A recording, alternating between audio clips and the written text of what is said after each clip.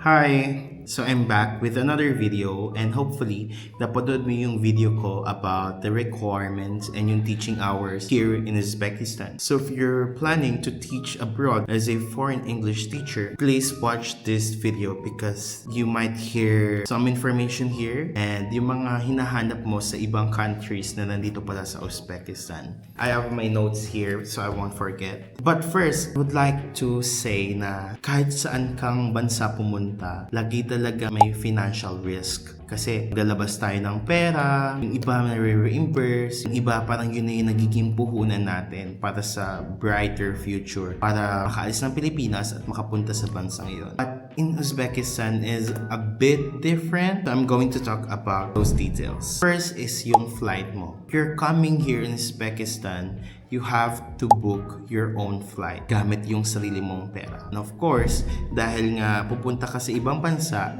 you have to acquire your visa. Dito naman sa visa, i-guide ka ng mga members ng ministry sa pag-aasikaso ng visa mo, but you still have to provide them the requirements. Let me know if you want me to create another video about the visa requirements, but yun, you will buy your own plane ticket. You'll also be the one to pay for your visa. And of course, kung nandito na kayo, kailangan nyo ng housing registration. I-register kayo yung house na mapipili nyo or mapipili ng school for you. Kayo din yung magbabayad nun. So, magbabayad kayo ng flight, ng visa, and house registration. But, malaking but, itong mga to ay i-reimburse sa inyo pabalik ng Ministry of Preschool and School Education dito sa Uzbekistan. Kayo yung magbabayad sa simula, pero ibabalik din siya sa inyo. I-reimburse din siya sa inyo. So, I suggest, and this is what I did also, for my flight, I paid it using my credit card. Yung visa, kung sa embassy kayo kukuha or diretso na dito sa Tashkent or sa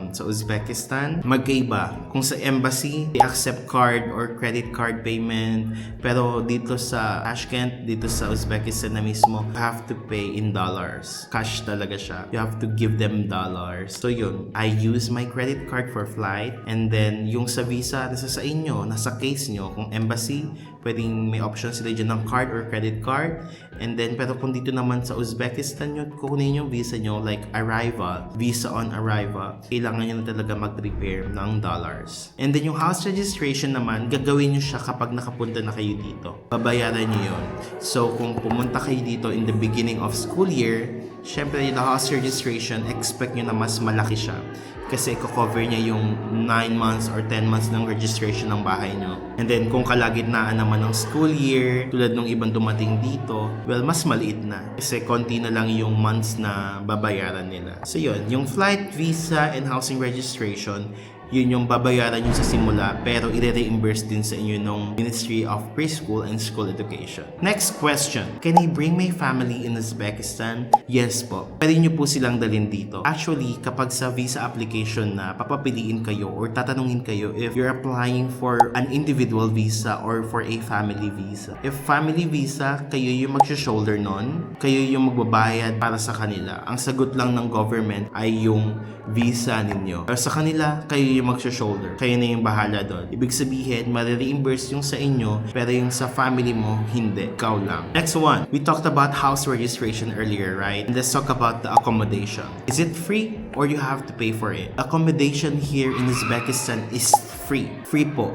So, ibig sabihin, wala ka nang poproblemahin na babayarang renta sa bahay per month. So, ialis mo na yung worry sa isip mo. Baka sabihin mo, okay, mataas naman sahod pero baka magbabayad naman ako ng renta. Hindi po. One of the many reasons why I signed the offer here in Uzbekistan ay yung free accommodation. Kasi malaking part yun ng sahod mo if ever, di ba? Sa ibang bansa, malaki yung sahod. Mas malaki yung sahod, pero malaki din yung rent. Dito sa Uzbekistan, free yung accommodation mo. Yung government yung mismo magbabayad sa landlord ng accommodation mo. Pagpili naman ng bahay, tatanungin ka nila, syempre kung ikaw lang, edi baka ang i-offer sa'yo na bahay ay sa mga apartment, ganyan, or village. Okay, tatanungin nyo, huwag kayo pumayag na sa village kayo ilagay kasi mahirap.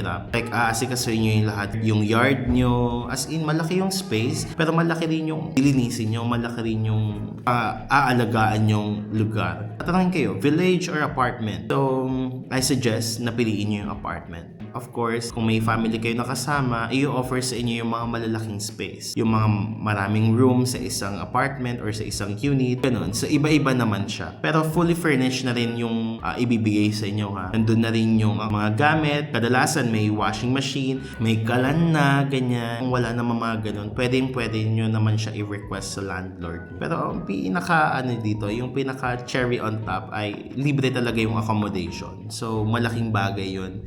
Yun talaga yung nagpa-yes sa akin before ako pumunta dito sa Uzbekistan. Diba? Malaking bagay yun, malaking tipid yun, free accommodation. Next one, yung 3-month vacation. So, ang contract mo dito ay 9 months lang. Your contract starts in September to May. So that is 9 months. Ibig sabihin, from June, July, August, that is the summer break here in Uzbekistan and walang school. So, dahil mag-expire na din man yung visa and house registration nyo, you have no choice but to go back to the Philippines and bumalik na lang dito kapag renewed yung contract nyo or kung gusto nyong i-renew yung kontrata nyo. So, ibig sabihin, hindi paid yung 3 months nyo. Ang paid lang kayo ay yung 9 months of working. And I feel like that is also a beneficial thing for me. Kasi unlike other countries na, oo, siguro paid yung mga summer, ganyan. You're not allowed to go back to your country. And dahil nga nandun ka sa ibang bansa, so gagastos ka pa rin kahit wala kang work. So feeling ko beneficial din siya for me as a first time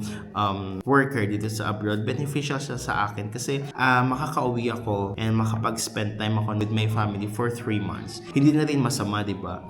Kada 9 months umuwi ka sa Philippines and mag-spend time ka with your family ng 3 months. So I feel like that's a good thing. I don't know, I mean other people might have different opinion on that matter, pero para sa akin, it's like okay lang naman siya sa akin. Nasabi ko naman yung mga important things na kailangan nyo malaman before nyo ipagpatuloy yung application nyo dito sa Uzbekistan or before kayo mag-sign ng offer. The reimbursement for flight, house registration and visa, and free accommodation, and gaano katagal yung contract. And if you have any questions about teaching here in Uzbekistan, let me know in the comment section.